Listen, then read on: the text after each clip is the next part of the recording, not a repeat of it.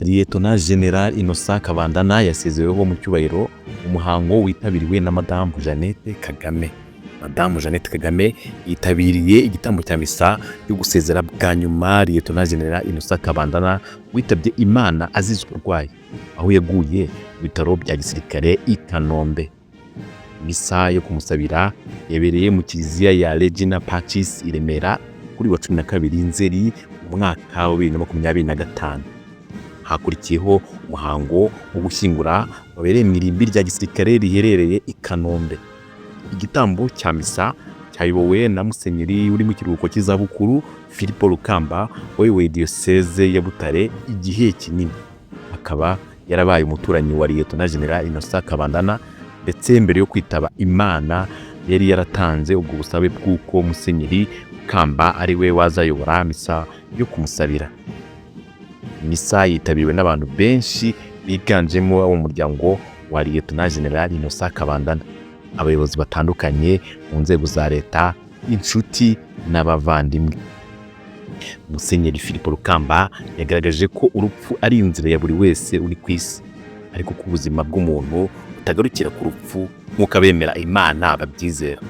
Ati Imana iturema yaturemeye urupfu, yifuza ko tubana nayo tukayimenya nk'umubyeyi, tukayibonamo inshuti. Yaturemeye ubuzima no kubaho ubuziraherezo. Iyo tuvutse ku babyeyi badutoza kuba ab'ingirakamaro, kubaha Imana cyane, ko umuntu avukira umuryango ukamuha imbaraga z'umutima.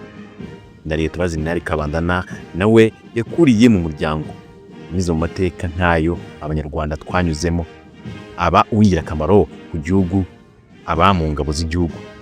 Ntabwo rero umukristo apfa, ahubwo ajya mu biganza by'Imana. Yakomeje agaragaza ko amasengesho akorwa yo gusabira uwitabye Imana ari ingirakamaro. Umuryango wa Lt Gen Innocent KABANDANA washimye cyane ubuyobozi bw'igihugu, by'umwihariko umuryango wa Perezida wa Repubulika Paul Kagame na Madamu Jeannette Kagame bamubaye hafi mu burwayi bwe.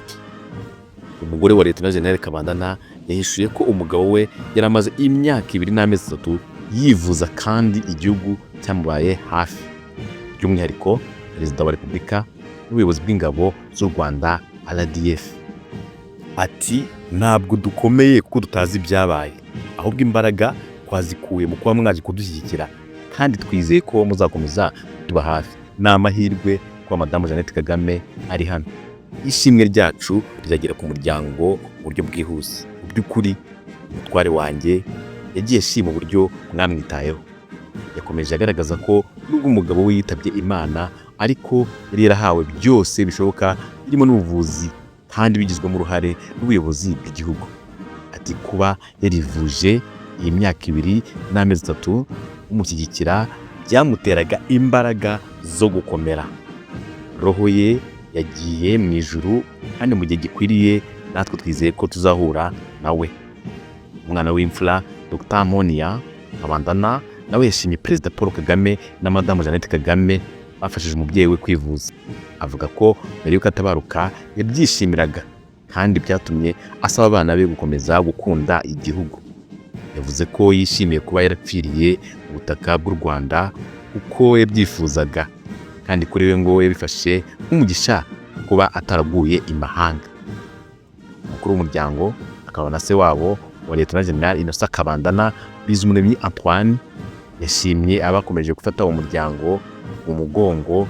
Arashimira ko Lt Gen atabarutse yarabaye w'agaciro ku gihugu. Lt Gen KABANDANA yinjiye mu ngabo z'u Rwanda mu mwaka wa 1990, aza kuba umwe mu bagize uruhare mu kubohora u Rwanda no guhagarika jenoside yakorewe Abatutsi mu mwaka wa 1994. Yakoze imirimo itandukanye mu ngabo z'u Rwanda kuva urugamba rwo guhagarika jenoside rwarangira kugeza ubwo yarwaraga. Ni umugabo wari ufite ubunararibonye mu bya gisirikare n'ubuyobozi bw'ingabo, kuko yanabaye umuyobozi ushinzwe ubufatanye mu bya gisirikare muri ambasade y'u Rwanda i Washington DC. Uzi inshingano kandi yabaye umuyobozi w'amasomo ku ishuri rya gisirikare rya Gako, aba n'umuyobozi wungirije w'ingabo ubutumwa bw'umuryango w'abibumbye muri Sudani y'Epfo.